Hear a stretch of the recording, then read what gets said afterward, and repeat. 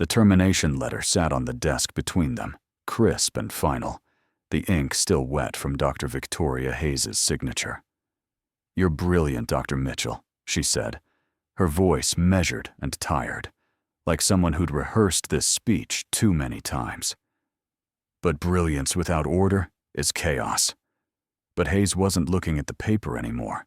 Her eyes had snapped toward the window, toward the sound that was growing louder, deeper, shaking the glass in its frame. Through the 10th floor window, nurses were running toward the stairwell, security guards shouting into radios, and patients pressing their faces against hallway windows, all staring up. The roar of rotor blades cut through the autumn air, drowning out her words, the heart monitors, everything. A Navy helicopter was descending onto the hospital roof, rotors flashing in the cold afternoon light. The Department of Defense seal unmistakable on its side. James Mitchell stood frozen by the door, termination letter still in his hand, watching the chaos unfold below. He didn't need to look at his phone to know. Code Angel. Priority 1. The message he'd been ignoring for 20 minutes wasn't a request, it was a reckoning. And the scar on his wrist, the one from Kandahar, the one he'd hidden for 5 years, suddenly felt like it was burning again. Because some secrets don't stay buried, and some calls, once they find you, you can never escape. The morning had started like any other Friday. James Mitchell arrived at Mercy General Hospital at 5:45 in the morning, an hour before his shift officially began. Carrying a thermos of black coffee and the weight of another sleepless night. The emergency room was already humming with the familiar chaos. Monitors beeping in staggered rhythms, the sharp antiseptic smell mixing with the metallic tang of blood. Nurses moving between curtained bays with practiced efficiency.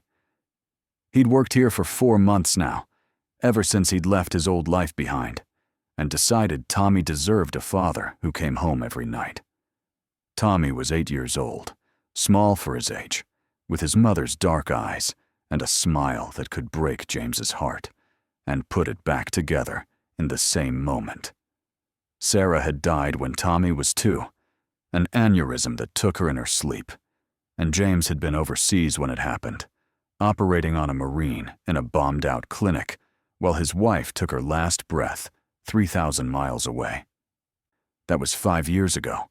5 years of guilt that sat in his chest like a stone he couldn't cough up. He'd promised himself after Sarah's funeral that he would never miss another moment of Tommy's life.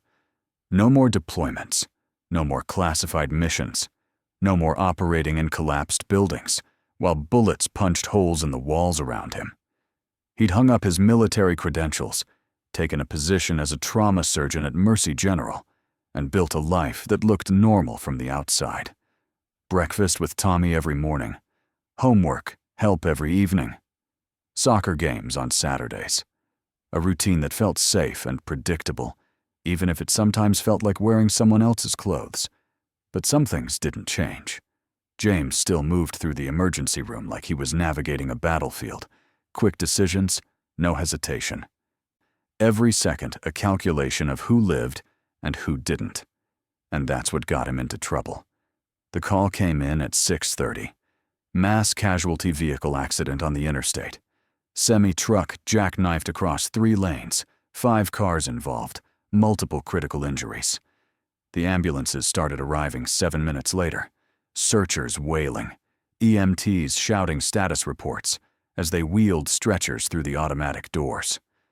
James was in the first trauma bay when they brought in a man in his 30s, unconscious, his chest crushed from the steering wheel.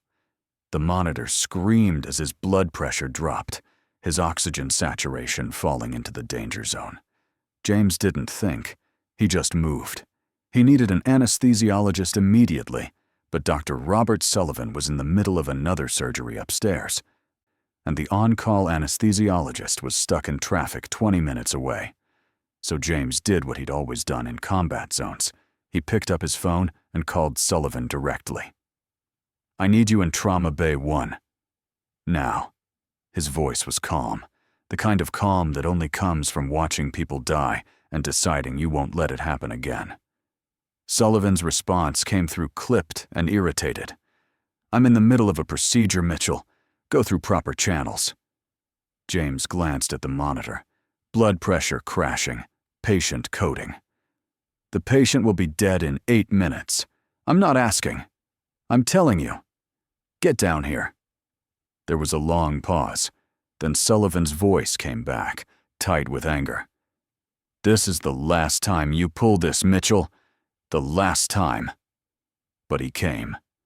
And together, with James barking orders like a field commander and Sullivan working with barely concealed resentment, they saved the man's life. By the time the morning shift ended, James had saved 3 lives, violated 6 hospital protocols, and earned himself a formal complaint from Dr. Sullivan and 2 other physicians he'd commandeered without permission. The head nurse, Linda, a woman in her 50s, with kind eyes and no tolerance for bureaucratic nonsense, found him in the break room an hour later. "Hayes wants to see you," she said quietly. "And Mitchell, it doesn't look good." James nodded, too tired to feel much of anything. He'd been called to Hayes's office before, twice in the past 4 months.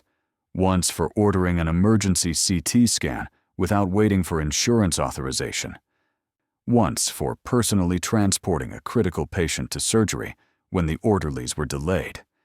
Each time, Hayes had given him the same lecture about protocols, procedures, and the importance of institutional order.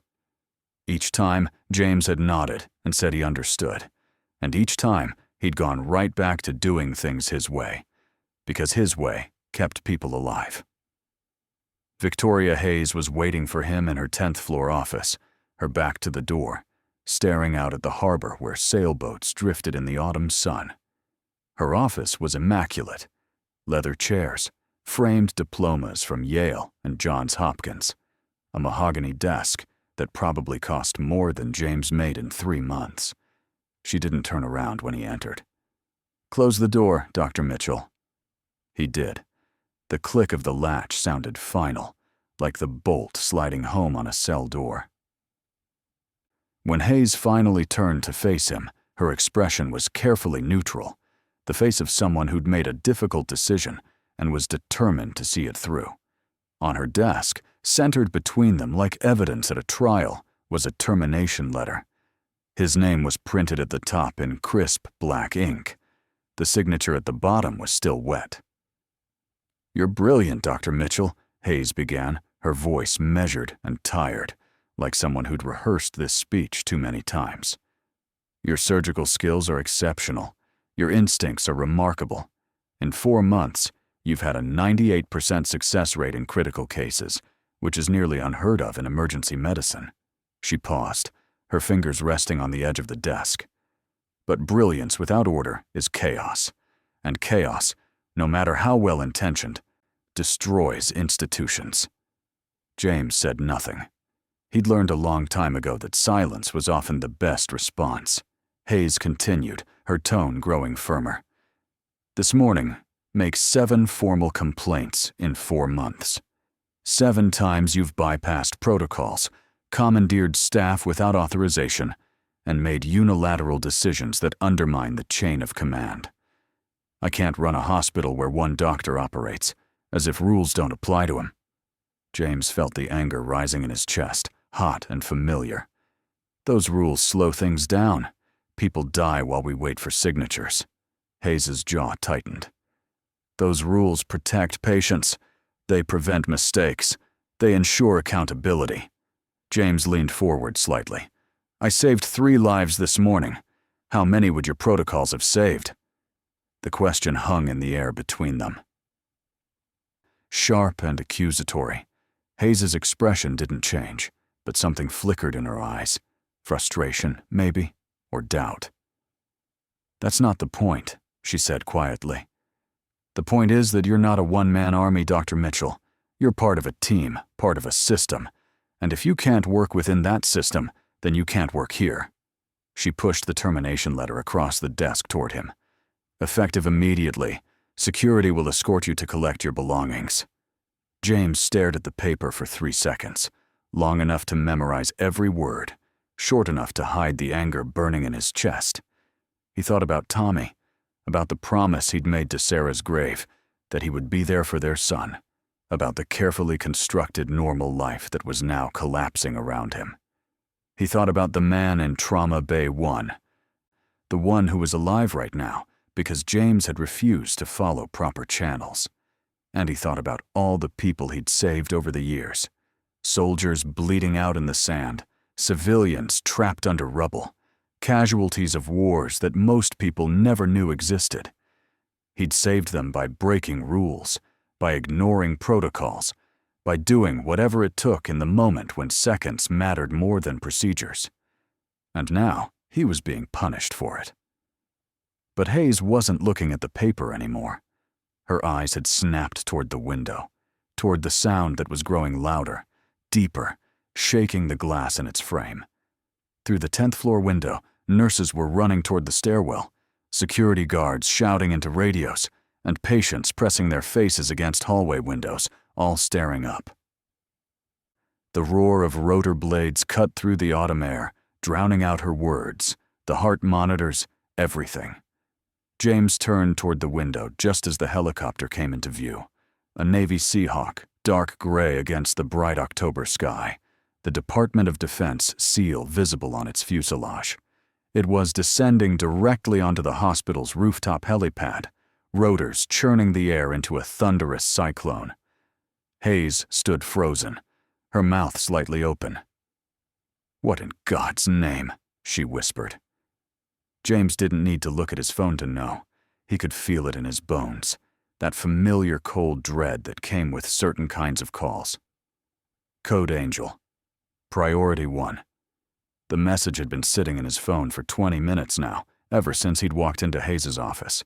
He'd ignored it, hoping it was a mistake, hoping they'd found someone else. But they hadn't. They never did. Because there was no one else who could do what he did. 2 Navy SEALs emerged from the stairwell door onto the 10th floor, moving with the kind of purposeful efficiency that made civilian security guards step aside without question. They were in tactical gear, sidearms visible, communication devices in their ears. The lead SEAL, a man in his 30s with the hard eyes of someone who'd seen too much, walked directly toward Hayes' office and knocked once. A courtesy, not a request for permission. Hayes opened the door, her face pale. "What is this? Who authorized a military helicopter to land on my hospital?" The SEAL's expression didn't change. "Ma'am, we're looking for Dr. James Mitchell. We were informed he's in this office." Hayes' eyes darted to James. Confusion and something like fear crossing her face. Dr. Mitchell was just terminated. He no longer works here. The SEAL's gaze shifted to James, and something in his expression, recognition, respect, made it clear this wasn't a social visit. "Dr. Mitchell, I'm Petty Officer First Class Ryan Booker. I need you to come with us immediately. The Secretary of Defense has issued a priority directive." James felt the weight of the moment settling on his shoulders, familiar and heavy. 5 years. He'd had 5 years of normal life, 5 years of being just a father and a doctor, 5 years of pretending he was someone else. And now it was over. Hayes found her voice, sharp with indignation. "You can't just take one of my doctors." Booker cut her off, his tone respectful but unyielding. "Ma'am, with all due respect, you just fired him." "He's no longer your doctor." He held up a tablet, showing her a document with official seals and classifications that made her face go even paler. "Dr. Mitchell holds a Level 5 security clearance with the Department of Defense. His expertise is required for a critical situation. This is not a request." Hayes looked at James, really looked at him, as if seeing him for the first time. "What is this? Who are you?" James picked up the termination letter from the desk, folded it once, and slipped it into his pocket. "I'm exactly who you think I am, Dr. Hayes, just with a few details you weren't cleared to know." He turned to Booker. "I need to make a phone call. My son." Booker nodded. "We're aware of your family situation, sir. Protective detail is already being dispatched to your residence. Your son will be safe. The helicopter ride from the hospital to the secure briefing location took 12 minutes. James sat in the jump seat, headset on, listening to the pilot's clipped communication with air traffic control as they flew low over the city. Through the window, he could see Mercy General growing smaller below, the rooftop still crowded with staff and patients who'd rushed up to see the spectacle.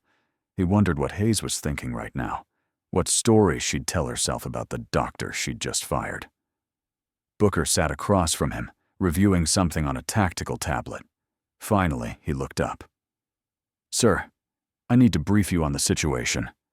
At 0400 local time, a 7.2 magnitude earthquake struck a joint NATO training facility in eastern Poland, near the border.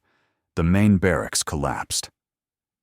53 personnel trapped, 28 extracted so far.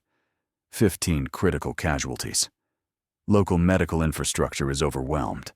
They need a trauma surgeon with combat experience and structural rescue training." James closed his eyes. 53 people, most of them probably kids, 19 or 20 years old, who joined up thinking they'd see the world and learn a skill. Now they were buried under concrete and steel, bleeding out while rescuers tried to dig them out. "Why me?" he asked, though he already knew the answer. Booker's expression was grim. "Because you're the only surgeon in the NATO database who's operated in collapsed structures under hostile fire. You've trained field medics in real-time emergency procedures. You've performed battlefield triage in conditions that would make most surgeons freeze. And according to your file, you've never lost a patient you decided was worth saving."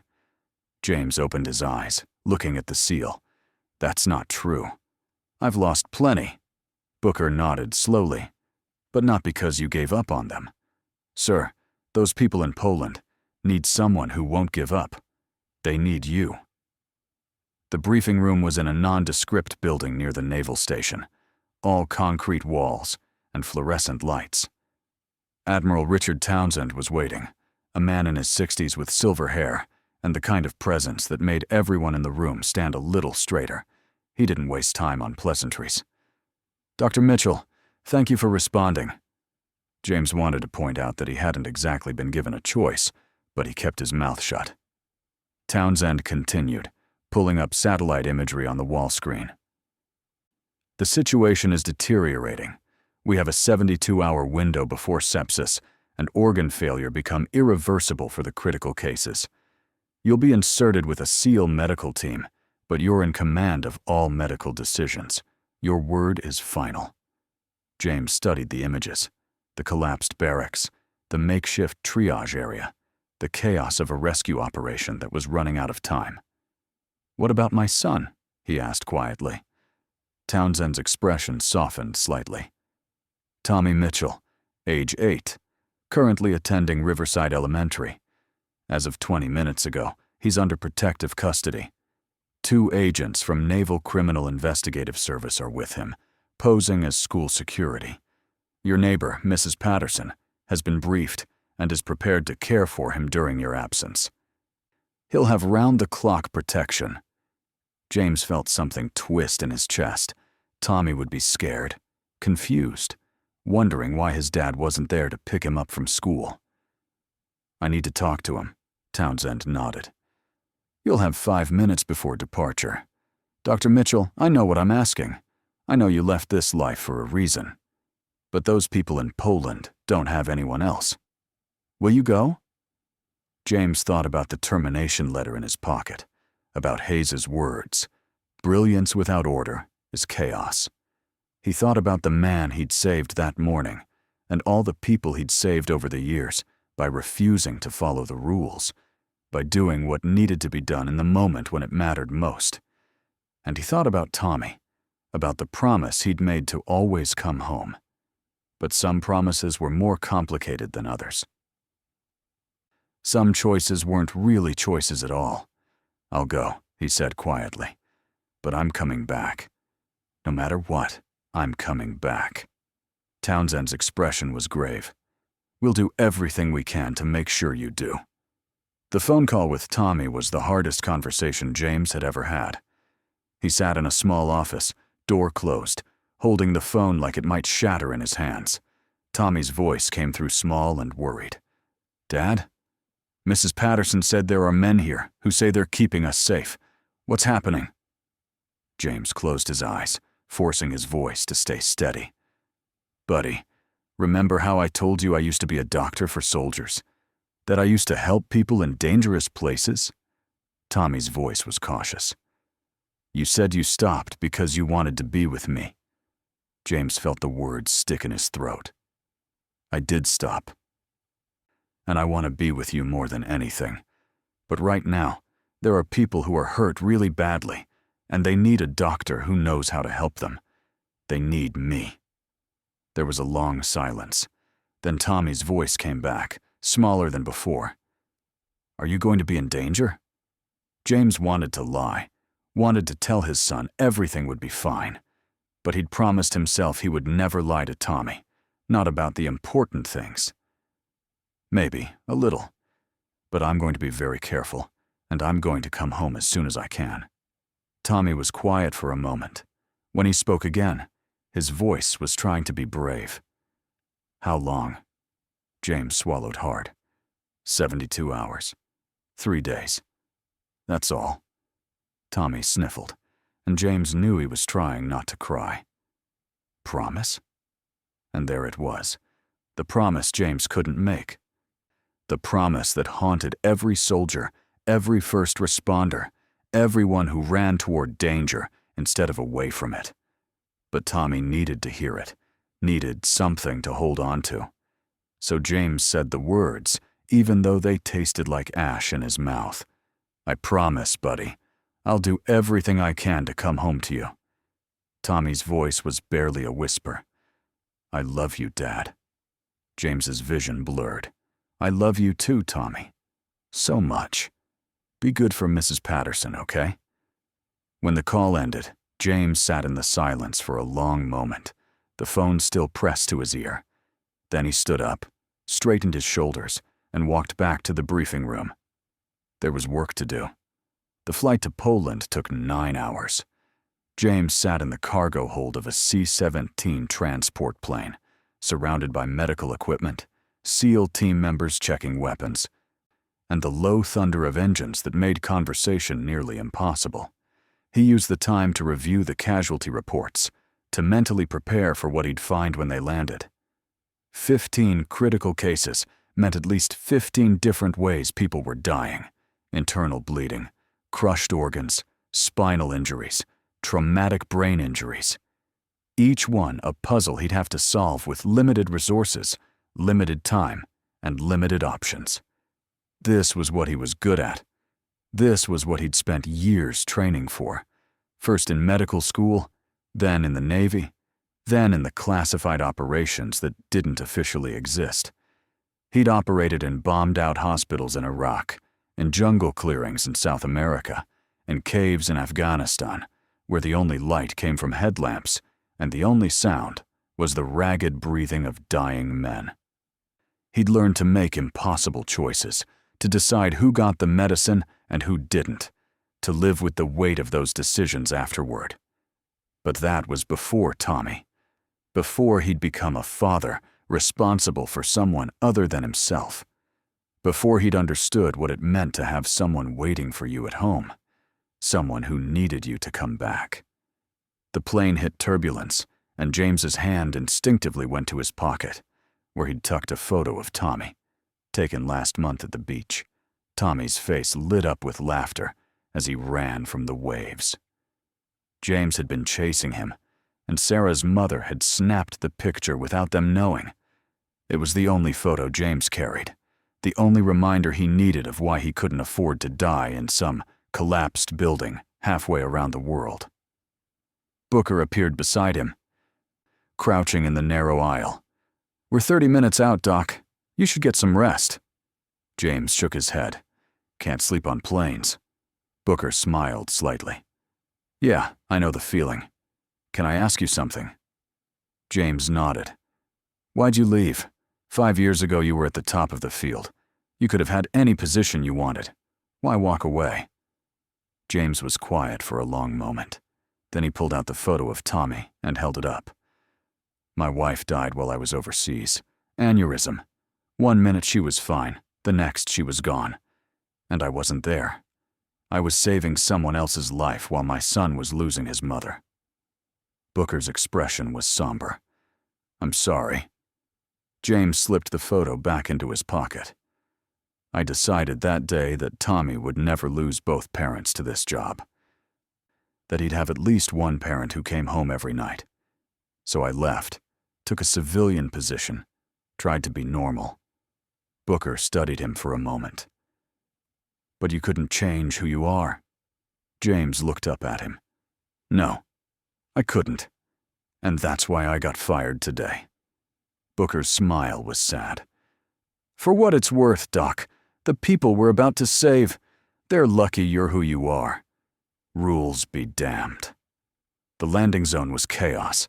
The earthquake had struck at 4 a.m. local time, catching most of the base personnel in their sleep. The main barracks building, a 4-story concrete structure that housed 200 people, had pancaked, each floor collapsing onto the one below. The rescue operation was in its 8th hour, with heavy equipment pulling away chunks of rubble, while medics triaged the casualties as they were extracted. James stepped off the helicopter into a scene that was terribly familiar. The smell of concrete dust and blood, the sounds of shouting and machinery, the organized chaos of people trying to save lives under impossible conditions. A Polish army colonel met them at the landing site, his face gray with exhaustion. Dr. Mitchell, Colonel Andrei Kowalski, thank God you're here. We have 15 critical cases in the field hospital, 5 more still trapped that we're trying to reach. James was already moving, his mind shifting into the mode that had kept him alive and kept others alive through dozens of combat zones. Show me the critical cases first. I need to know what we're dealing with. The field hospital was a nightmare of triage categories. Red tags for critical, yellow for serious, green for walking wounded. James walked through the rows of cots and stretchers, his trained eye assessing each patient in seconds. This one needs surgery within the hour, or he'll bleed out internally. That one has a pneumothorax that needs immediate decompression. This one's spine is fractured, and one wrong move will leave her paralyzed. 15 critical cases. Under normal circumstances, with a full surgical team and a well-equipped OR, he could save maybe 12 of them. Here, with limited supplies and no backup, he'd be lucky to save 8. But James had stopped thinking in terms of normal circumstances a long time ago. He stopped at a cot where a young soldier, couldn't be more than 19, lay unconscious, his chest barely rising, his skin pale and clammy. The field medic beside him looked up, her eyes red from crying. Massive internal bleeding. We can't stabilize him. He's maybe got 30 minutes. James knelt beside the cot, his hands already assessing the patient's abdomen, feeling for the telltale rigidity that meant blood pooling where it shouldn't be. Get me an ultrasound, and I need another surgeon here now. The medic's voice was helpless. We don't have another surgeon. You're it. James looked up at her, saw the fear in her eyes, the knowledge that she was watching a kid die, and there was nothing she could do about it. And he made a decision, the kind of decision that had gotten him fired that morning, the kind of decision that broke every protocol but saved lives anyway. Then you're going to be my surgeon. What's your name? The medic's eyes widened. I'm just a field medic. I can't. James cut her off, his voice calm but absolute. Your name. She swallowed hard. Corporal Sarah Banks. James felt something twist in his chest at the name. Sarah, like his wife, but pushed it aside. Okay, Corporal Banks. You're about to learn how to perform an emergency laparotomy. And you're going to do exactly what I tell you, when I tell you, and this kid is going to live. Understood? Banks stared at him for a moment, then nodded slowly. Understood. The surgery took 43 minutes. James operated with Banks as his assistant, talking her through every step, keeping his voice steady and calm, even when the patient's vitals crashed twice, and they had to manually compress his heart to keep blood flowing. Around them, the field hospital continued its chaos, more casualties being brought in, medics shouting for supplies, the grinding sound of heavy equipment still pulling at the rubble. But James tuned it all out. Focusing entirely on the task in front of him, finding the bleeding vessel, clamping it, repairing the damage, closing the abdomen before infection set in. When it was done, when the patient's vitals had stabilized and his color had started to return, Banks looked at James with something like awe. "How did you know I could do that?" James was already moving to the next patient. "Because I've trained 100 field medics in worse conditions than this, and every single one of them did things they didn't think they could do. You're no different." The next 12 hours were a blur of surgeries, triage decisions, and impossible choices. James operated on a collapsed lung, on a ruptured spleen, on a fractured skull that was bleeding into the brain. He taught 3 more medics how to perform procedures they'd only read about in textbooks. He made the call to focus resources on patients who had a fighting chance, knowing that it meant some of the others wouldn't make it. And he lived with those decisions, the way he'd been living with them for 15 years. But in the middle of it all, something happened that changed everything. They brought in a patient from the rubble, a young woman, mid-20s, unconscious, her chest crushed from falling concrete. Her vitals were crashing, her oxygen saturation dropping, and James knew immediately that she had maybe 10 minutes before her heart gave out completely. He also knew that in the next tent over, there was a soldier with a similar injury who'd been waiting for surgery for 3 hours. Both critical, both dying. Only one ventilator available. This was the nightmare scenario, the one every combat surgeon feared, the choice between 2 lives when you could only save one. James stood frozen for maybe 5 seconds, his mind racing through the calculations, the probabilities, the outcomes. The woman had a slightly better chance of survival. Younger, stronger vitals, less damage to her thoracic cavity. The soldier was older, his injuries more extensive, his chances maybe 50-50, even with immediate intervention.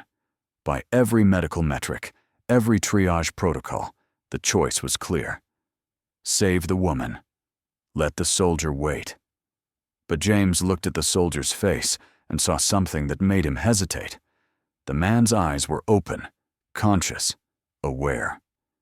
And in those eyes, James saw a kind of acceptance, a resignation that said he knew he was dying and had made peace with it. The man's hand moved slightly, and James saw that he was wearing a wedding ring. James felt something crack inside his chest. This man had a wife, maybe kids, people waiting for him at home, the way Tommy was waiting for James. James made his decision in the space of a heartbeat, and it was the decision that broke every rule, every protocol, every logical calculation. "We're doing both," he said quietly. The chief medic stared at him. "Sir, we don't have the equipment." James cut him off. "I'll operate on the soldier. You stabilize the woman. We work simultaneously. I'll talk you through it." The medic's face went pale. "I can't perform that kind of surgery." James's voice was steel. "You can, and you will, because I'm not letting either of them die. Now move." For the next hour and 17 minutes, James performed what would later be described in the after-action report as one of the most remarkable pieces of battlefield medicine in modern military history. He operated on the soldier with one hand, while simultaneously directing the medic through the woman's surgery, his voice never wavering, his hands never shaking, even when explosions in the distance suggested the earthquake might not have been entirely natural. The building shook twice during the surgery. Dust fell from the ceiling onto the surgical field, and James had to pause to wipe it away before continuing. Someone shouted that hostile forces had been spotted in the area, that they needed to evacuate, that the whole operation was about to become a combat zone. But James didn't stop. He couldn't stop, because stopping meant both patients died, and that was unacceptable. When it was over, when both patients were stable and breathing on their own, when the crisis had passed and James could finally step back and assess what he'd just done, he realized his hands were shaking. Not from fear, but from exhaustion and adrenaline crash. He looked down at his scrubs and saw they were soaked with blood, not his own, but that of the people he'd just saved. Booker appeared at his elbow. "Doc, we need to move. Intel says this area is about to get hot. Evacuation helos are inbound." James looked at the two patients, both unconscious but alive. "I'm not leaving them." Booker's voice was gentle. "Sir, we have to go. They'll be evacuated with the rest of the casualties." James shook his head. "I stay until they're stable enough to transport. That's not negotiable." The evacuation took another 6 hours. James stayed with his patients through every step, monitoring their vitals, adjusting their medications, refusing to leave even when the building shook again and pieces of the ceiling started to fall. The SEAL team set up a defensive perimeter, and James could hear gunfire in the distance, though he didn't know if it was hostile or just nervous guards firing at shadows. He didn't care. His world had narrowed to 2 heartbeats, 2 sets of lungs that kept breathing because he'd refused to make the choice everyone expected him to make. When the evacuation helicopter finally arrived, James helped load both patients personally, checking and rechecking their IV lines, their ventilator settings, every detail that could mean the difference between life and death. Only when the helicopter lifted off, when he watched it disappear into the gray Polish dawn carrying his patients to safety, did James allow himself to sit down. He sat on a piece of rubble, his head in his hands, and for the first time in 15 years, he cried.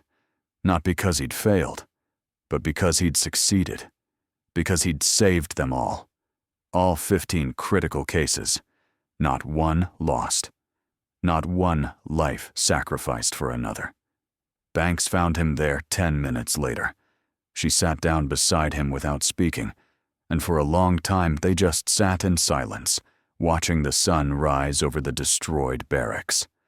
Finally, she spoke. "Thank you. For teaching me. For trusting me." James looked at her, saw the exhaustion in her face, the blood on her uniform, the kind of weariness that comes from pushing past every limit you thought you had. "You did the work. I just told you what to do." Banks shook her head. "You did more than that. You showed me that the rules we follow, the protocols we memorize, sometimes they're not enough. Sometimes you have to choose to save everyone, even when it seems impossible." James was quiet for a moment. Then he pulled out his phone, checking for messages. There was one from Tommy, sent 3 hours ago. "Dad, I'm scared. Please come home." James felt the words hit him like a physical blow.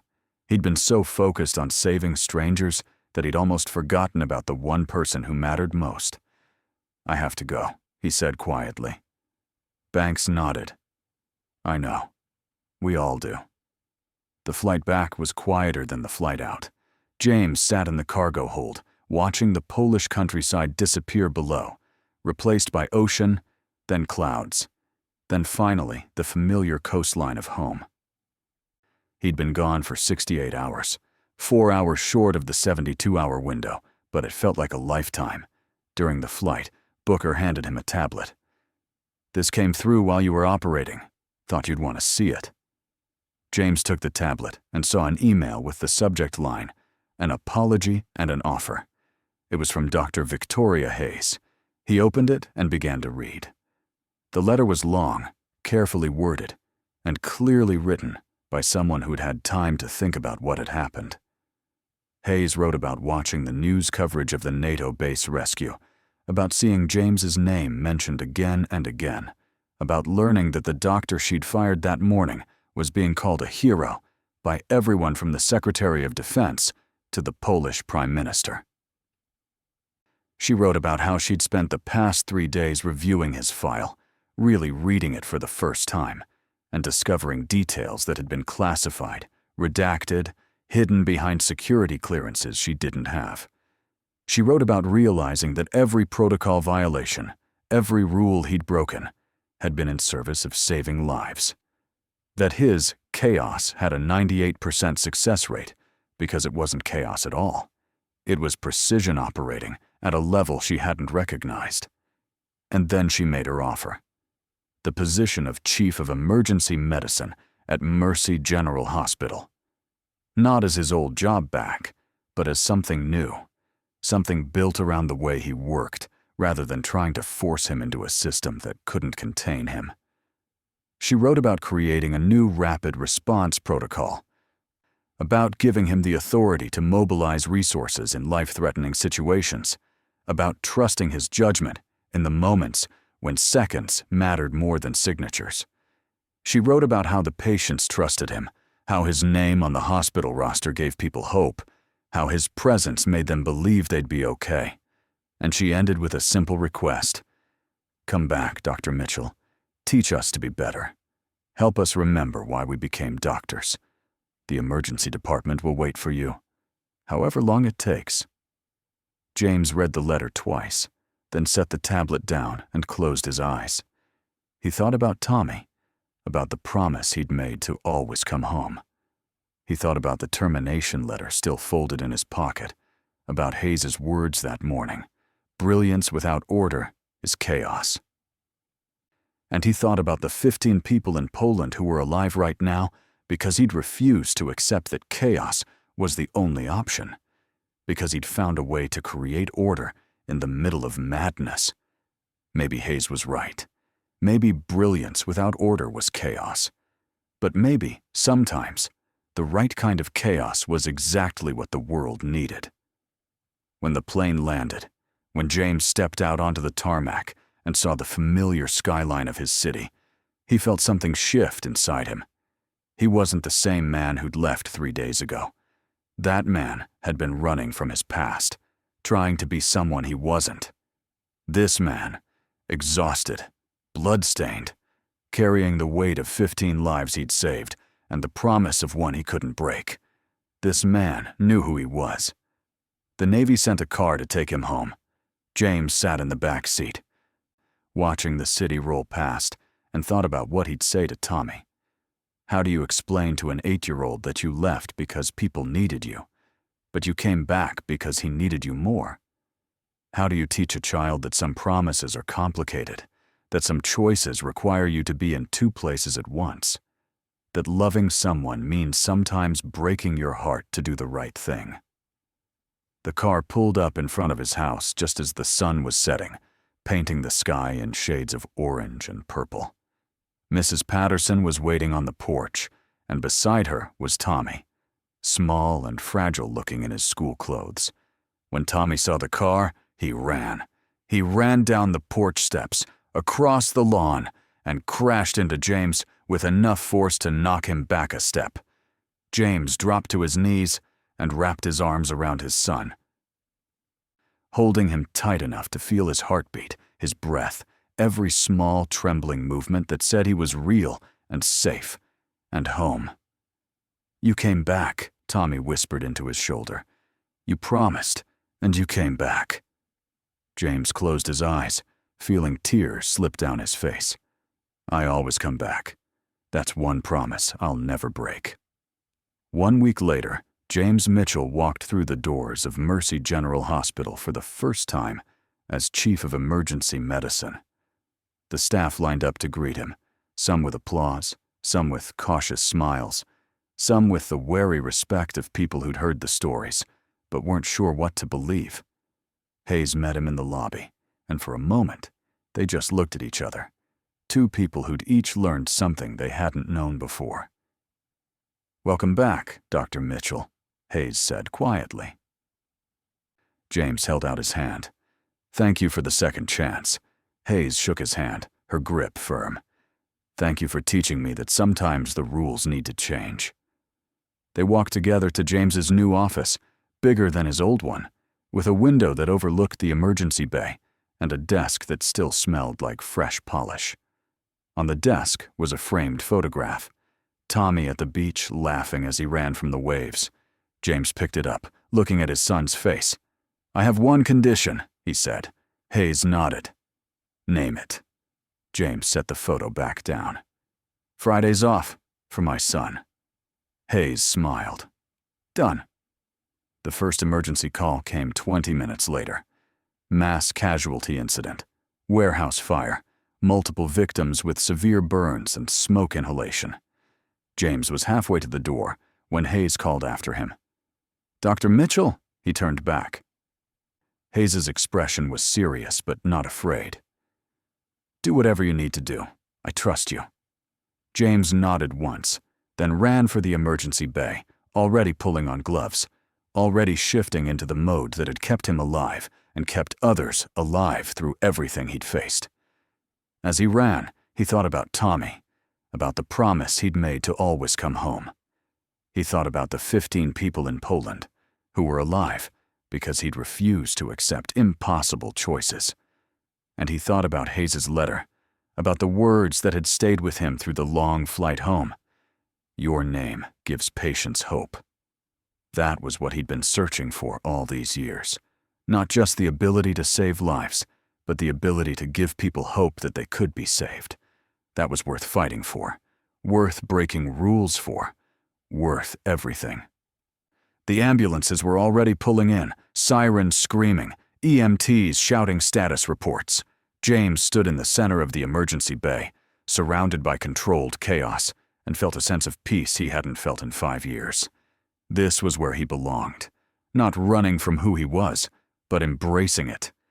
Not choosing between being a father and being a doctor, but finding a way to be both.